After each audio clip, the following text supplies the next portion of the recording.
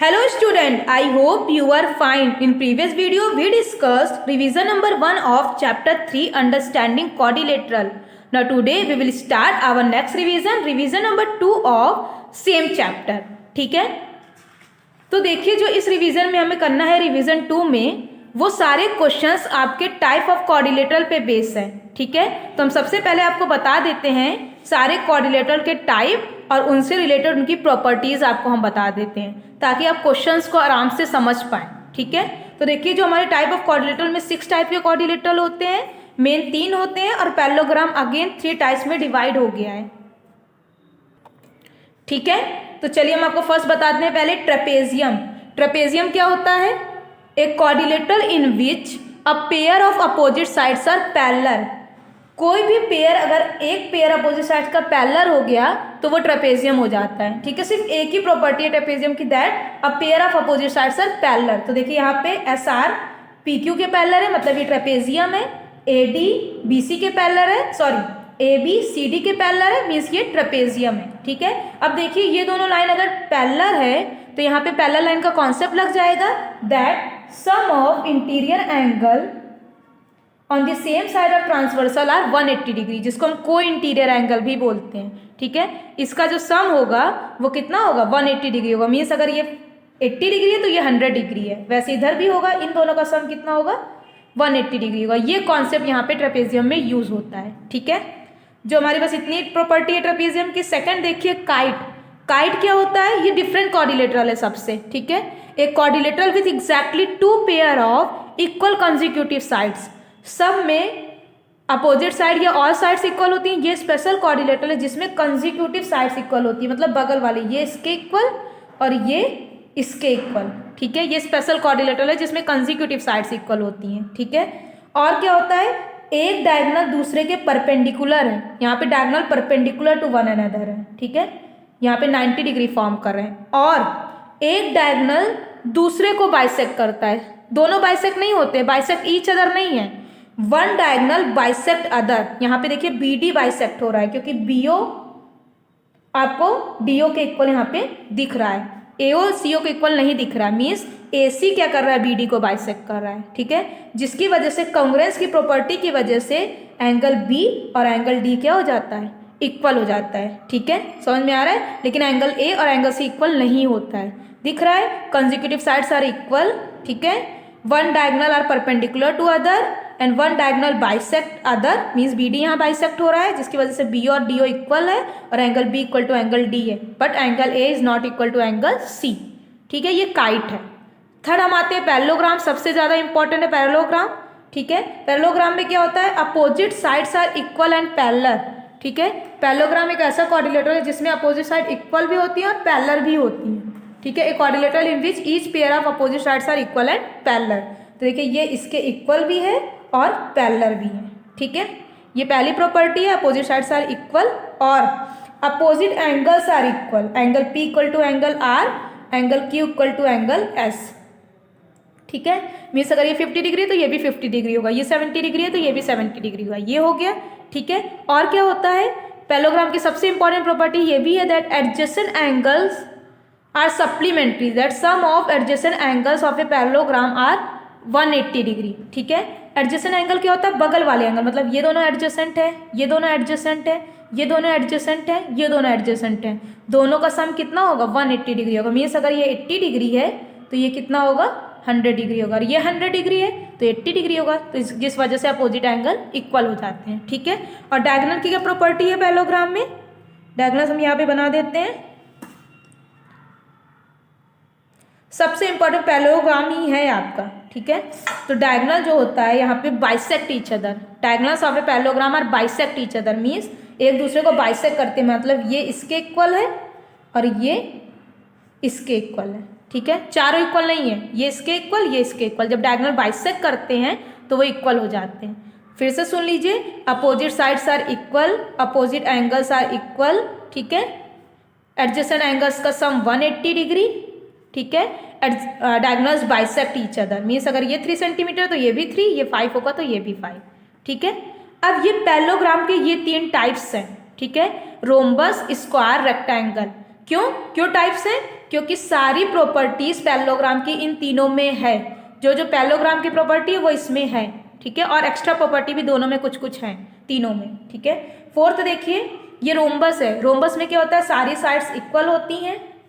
Square में भी वही होता है, ठीक है, लेकिन रोम्बस में चारों एंगल इक्वल नहीं होते हैं, अपोजिट एंगल्स इक्वल होते हैं। पैरेललोग्राम की प्रॉपर्टी यहाँ पे, ये इसके इक्वल और ये इसके इक्वल, ठीक है। रोम्बस में डायगोनल बाइसेक्ट करते हैं 90 डिग्री पे, ठीक है।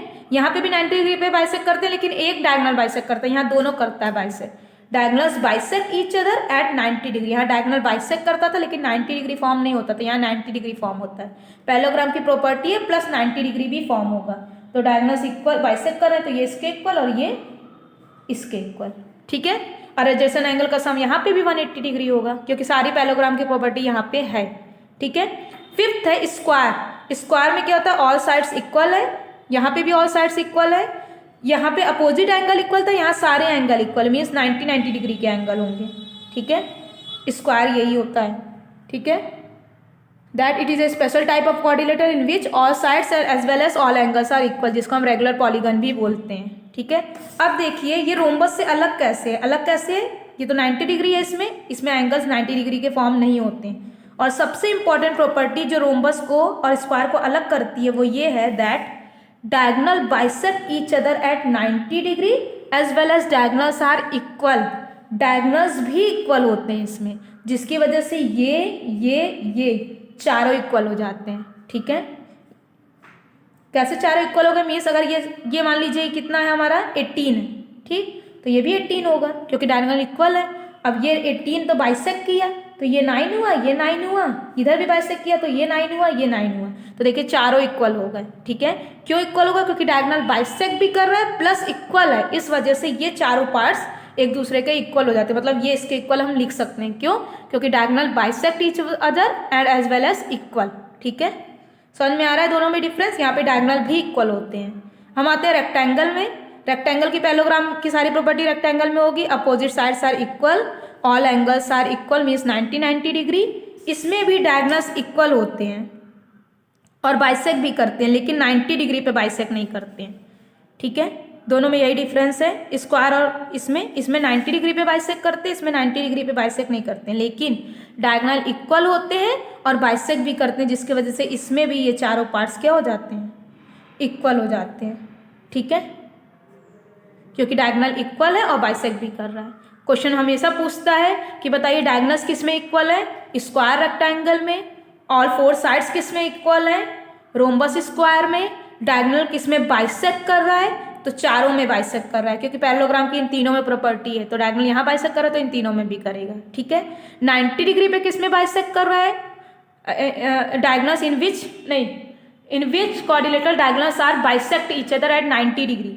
तो देखिए बाइसेक्ट ईच अदर बोला है तो काइट नहीं आएगा, ये आएगा स्क्वायर और रोम्बस, इसमें 90 डिग्री पे बाइसेक्ट कर रहा है दोनों, ठीक है, इसमें एक कर रहा है। परपेंडिकुलर बोलता तो सिर्फ ये होता था, ये 3 होता था, ठीक है। समझ में आ रहा है। चलिए हम आते हैं अपने रिवीजन नंबर 2 पे।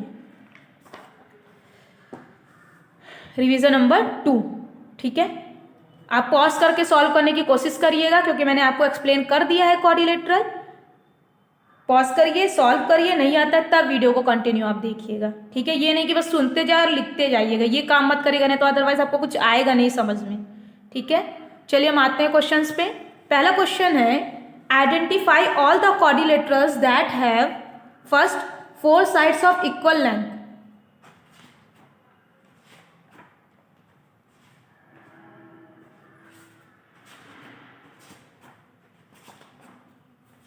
ठीक है, तो बताइए कौन कौन से क्वाड्रिलेटरल हैं जिसमें चारों साइड्स इक्वल होती हैं। तो आपको बताया मैंने, एक हो गया रोम्बस जिसमें चारों साइड्स इक्वल होती हैं, और दूसरा हो गया एंड स्क्वायर, ठीक है। स्क्वायर और रोम्बस में 4 साइड्स इक्वल होती है। 4 राइट एंगल्स कहाँ फॉर्म होंगे, तो 4 राइट एंगल्स कहाँ फॉर्म होते हैं, एक स्क्वायर में और दूसरा रेक्टेंगल में। अगेन यहाँ पे क्या होगा, यहाँ पे स्क्वायर फिर आ जाएगा, रेक्टेंगल एंड स्क्वायर।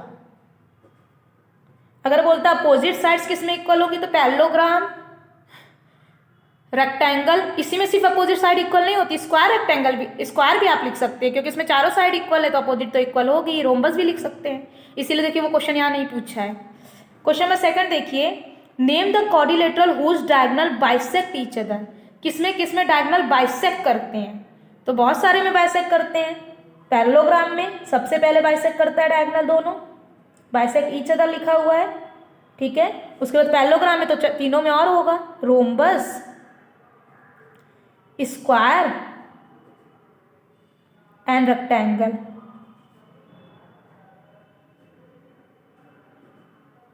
ठीक है। नेक्स्ट है name the quadrilateral whose diagonals are perpendicular bisector of each other. मतलब बाइसेक्ट तो करे ही, साथ में 90 डिग्री भी फॉर्म करे। तो किसमें 90 डिग्री फॉर्म कर रहा था? एक रोम्बस और दूसरा स्क्वायर। इसमें 90 डिग्री फॉर्म नहीं करे, इसमें कर रहा है लेकिन दोनों बाइसेक्ट नहीं कर रहे हैं, ठीक है। तो ये हो जाएगा यहाँ पे रोम्बस एंड स्क्वायर, ठीक है। डायगोनल्स आर इक्वल, तो डायगोनल्स किसमें इक्वल थे? एक स्क्वायर और एक रेक्टेंगल। इसमें डायगोनल बाइसेक्ट भी कर रहे थे, इक्वल भी थे, जिसकी वजह से चारों पार्ट इक्वल हो जा रहे थे। तो ये हो जाएगा स्क्वायर, सबसे इंपॉर्टेंट प्रॉपर्टी है स्क्वायर और रेक्टेंगल, क्योंकि डायगोनल इक्वल होते हैं इसमें, और रेक्टेंगल, ठीक। Question number third, given a parallelogram ABCD complete each statement along with the. यहाँ देखिए कंप्लीट नहीं है ये, तो मैंने कंप्लीट कर दिया है, तो लिखा है यहाँ पे statement along with the definition और प्रॉपर्टी यूज्ड। आपको इसके आंसर्स राइट करने हैं कि ये किसके इक्वल होगा और क्यों इक्वल होगा, तो कौन सी प्रॉपर्टी के बेसिस पे आप इसे लिख रहे हैं ये बताना है, ठीक है। तो ये पैरेललोग्राम है, तो लिखा है AD किसके इक्वल होगा? तो आपको पता ही है पैरेललोग्राम में अपोजिट साइड्स इक्वल होती हैं, तो BC के इक्वल होगा। तो यहाँ लिखेंगे BC। यहाँ पे रीजन क्या लिखेंगे? Opposite sides of parallelogram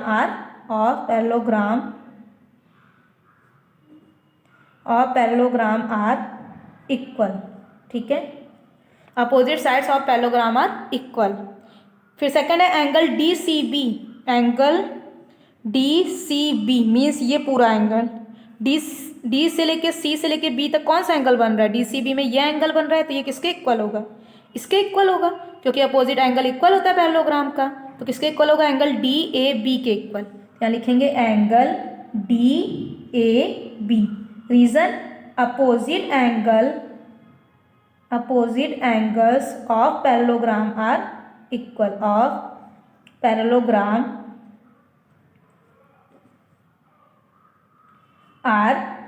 equal, ठीक है। फिर नेक्स्ट है थर्ड OC किसके इक्वल होगा? OC किसके इक्वल होगा? AO के इक्वल होगा। क्यों? क्योंकि डायगोनल बाइसेक्ट करता है, ये इसके इक्वल और ये इसके इक्वल होता है, ठीक है। तो OC किसके इक्वल होगा? OA के इक्वल होगा। क्यों? क्योंकि डायगोनल्स ऑफ पैरेललोग्राम और bisect each other. Diagonals of, short form में पैरेललोग्राम लिख सकते हैं, ऐसे लिखा जाता है पैरेलल लाइन और ग्राम, ठीक है। Diagonals of parallelogram are bisect each other, ठीक है। फिर लास्ट है मेजर इसका मतलब होता है मेजर, मतलब जो एंगल मेजर किया गया इसको, तो उसका जो वैल्यू होगा इसको बोलते हैं मेजर एंगल DAB इसका measure, plus measure angle CDA means ये एंगल पूरा, ठीक है। तो ये दोनों का सम किसके इक्वल होगा? 180 डिग्री के इक्वल होगा, क्योंकि मैंने बताया है प्रॉपर्टी में दैट एडजेसेंट एंगल्स का जो सम होता है, that sum of adjacent angle of a parallelogram are 180 degree. तो यहाँ पे लिखेंगे हम 180 डिग्री। रीजन क्या लिखेंगे? एडजेसेंट एंगल्स आर सप्लीमेंट्री, लिख सकते हैं सप्लीमेंट्री या सम ऑफ लिख कर सकते हैं, दोनों सेम ही है, ठीक है। तो हम क्या लिखेंगे यहाँ पे? Adjacent angles are supplementary. Adjacent angles of parallelogram are supplementary, मतलब 180 डिग्री होता है सम, सप्लीमेंट्री, ठीक है। ये दोनों का भी सम 180 होगा, इसका भी सम 180 होगा, ठीक है। समझ में आ रहा है? चलिए मैं आती हूँ क्वेश्चन नंबर फोर्थ पे, ठीक है। क्वेश्चन नंबर 4 है consider the following parallelograms find the values of unknowns X Y Z की वैल्यू फाइंड करनी है हमें, ठीक है। तो एक्स वाई जेड की हमें वैल्यू फाइंड करनी है और पैरेललोग्राम है तो पैरेललोग्राम की प्रॉपर्टीज हम यूज करेंगे, और एंगल से पूछा, एंगल से रिलेटेड है तो एंगल की प्रॉपर्टी यूज करेंगे। तो एंगल की रिलेटेड प्रॉपर्टी क्या होती है पैरेललोग्राम की? Opposite angles are equal, adjacent angles का जो सम होता है वो 180 डिग्री होता है और लाइन पैरेलल होती है, तो अल्टरनेट इंटीरियर और करस्पॉन्डिंग का कॉन्सेप्ट भी यूज हम कर सकते हैं। यहाँ पे आंसर्स हमने राइट कर दिया है, आपको हम एक्सप्लेन कर देते हैं, ठीक है। और कई तरीके से इस क्वेश्चन को सॉल्व कर सकते हैं आप, जरूरी नहीं जैसे हम बताएं वैसे ही सॉल्व करें, कई तरीका होगा लेकिन आंसर सेम आएगा लास्ट में, ठीक है।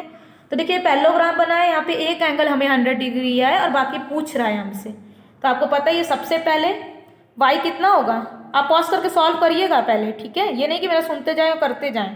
तो देखिए यहाँ पे 100 डिग्री है ये, तो y कितना होगा 100 डिग्री, क्योंकि आपको पता है अपोजिट एंगल्स क्या होते हैं, इक्वल होते हैं। तो सबसे पहले हम लिख लेंगे क्या, y इक्वल टू, यहाँ पे एरो बना देंगे तो दिखने में अच्छा लगेगा, यहाँ पे y equal to 100 degree, opposite angles of parallelogram are equal, ठीक है, इसलिए ये क्या हो गया 100 डिग्री हो गया, ठीक। अब हमें ये एंगल चाहिए या ये एंगल चाहिए, अगर ये आ गया तो ये भी उतना ही होगा। तो देखिए चाहे इसका सम 180 हो लिख लीजिए, चाहे इसका लिख लीजिए, चाहे इसका लिख लीजिए, सारे एंगल का सम क्या होगा 180 डिग्री ही होगा। तो angle B plus angle C दोनों का सम कितना होगा 180 डिग्री होगा।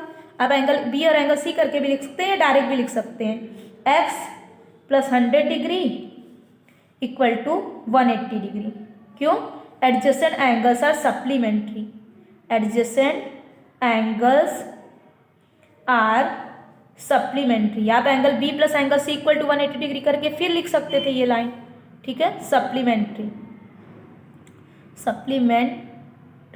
ठीक है। सॉल्व कर लेंगे x equal to 180 degree minus 100 that is equal to आ जाएगा 80 डिग्री, ठीक है, समझ में आ रहा है।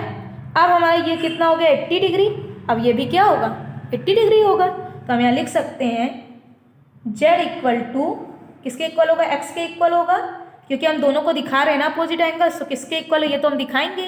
तो z किसके इक्वल है, x के इक्वल, जो कि कितना है 80 डिग्री है, ठीक है, z x के इक्वल हो जो कि 80 डिग्री हम निकाले यहाँ पे, ठीक है। तो क्या हो जाएगा वही रीजन, अपोजिट एंगल्स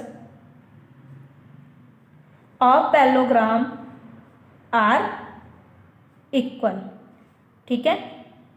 आप कई तरीके से कर सकते, ये दोनों को पहले z निकाल सकते थे फिर x निकाल सकते थे, ठीक है, वेरी कर सकता है। आंसर यही आया हमारा, ये 180 और ये अगेन 80, ठीक है, समझ में आ रहा है। ये क्वेश्चन देखिए थर्ड सेकंड, इसको हम एक्सप्लेन कर देते हैं, आप इसको करने की कोशिश करिएगा खुद से, जरूरी थोड़ी कि पूरा हम आपको समझाएं। तो देखिए फिगर बना हुआ है पैरेललोग्राम, तो हमें एक्स वाई जेड चाहिए, तो देखते हैं पहले हम सबसे पहले क्या फाइंड कर सकते हैं। तो देखिए ये 112 डिग्री है, तो ये भी कितना होगा 112 डिग्री होगा। Opposite angles of a parallelogram are equal, लिख लीजिएगा, हम बता नहीं रहे हैं, y equal to 112 degree, opposite angles of parallelogram are equal. अब देखिए हम क्या कर सकते हैं, देखिए ट्राइंगल है, ट्राइंगल में हमें एक एंगल पता है 112 डिग्री, दूसरा पता है 40 डिग्री, तीसरा हम फाइंड कर सकते हैं x, क्या होगा x plus 40 degree plus 112 degree equal to 180 degree, angle sum property, क्योंकि ट्राइंगल के सारे एंगल का जो सम होता है इंटीरियर एंगल का वो 180 डिग्री होता है, तो वहाँ से आप x फाइंड कर सकते हैं। तो जब x फाइंड करेंगे तो आपको मिलेगा 28 डिग्री, ठीक है, और 28 डिग्री ये है x है, तो z भी क्या होगा 28 डिग्री हो, क्यों, क्योंकि आपको पता है पैरेललोग्राम में लाइन पैरेलल होती है। आप चाहे तो नेमिंग करके लिख सकते हैं या तो डायरेक्ट लिख सकते हैं, x equal to Z equal to या z equal to x equal to 28 degree. Reason क्या लिखेंगे, alternate interior angles are equal, ठीक है, here opposite sides are parallel therefore alternate interior angles are equal. ये last वाला step हम बता दे रहे हैं, यहाँ तक आप कर लीजिएगा, x निकाल लीजिएगा, फिर लास्ट में आप लिखिएगा यहाँ पे z equal to x equal to 28 degree, ठीक है। रीजन क्या लिखेंगे, here opposite sides are parallel, opposite sides of parallelogram are parallel therefore alternate interior angles are equal, या तो सिर्फ आप alternate interior angles are equal भी लिख सकते हैं, alternate interior angles are equal. ठीक, या तो सिर्फ आप इतना भी लिख सकते हैं अल्टरनेट इंटीरियर एंगल्स, बस इतना भी हम लिख के छोड़ देते हैं, लेकिन आप एक्सप्लेन करेंगे ज़्यादा तो समझ में आएगा कि अपोजिट साइड्स पैरेलल है इसलिए अल्टरनेट इंटीरियर एंगल्स इक्वल है। ठीक है, सिर्फ नहीं तो अल्टरनेट इंटीरियर एंगल भी लिख के हम छोड़ते हैं, लिखते ही थे पहले हम कि alternate interior angle corresponding angle, बस इतना छोड़ देते थे। ऐसे लिखेंगे तो ज़्यादा समझ में आएगा। ठीक है, चलिए क्वेश्चन नंबर 5 देखिए। The measure of two adjacent angles of a parallelogram are in the ratio 3:2. Find the measure of each of the angle of parallelogram. Question में बोल रहा है पैरेललोग्राम है, हम यहाँ पे ड्रॉ कर लेते हैं।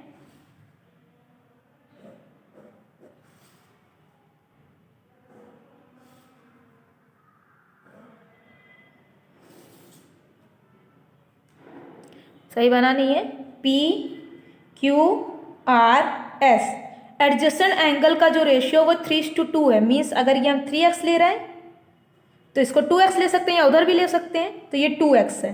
ठीक है, तो बोल रहा है बताइए चारों एंगल्स क्या होंगे, चारों एंगल का मेजर क्या होगा। Each of the angles of a parallelogram हमसे पूछ रहा है, तो चलिए हम सॉल्व करते हैं। तो हम लेट करेंगे सबसे पहले, let adjacent angles of a parallelogram B, let the adjacent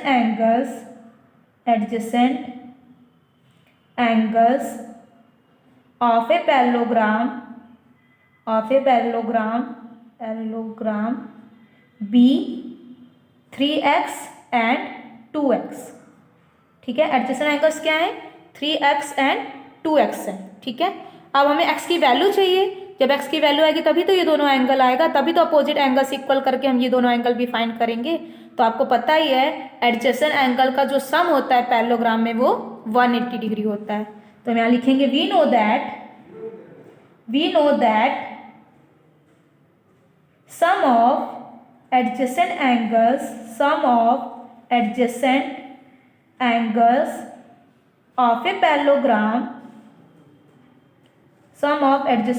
of A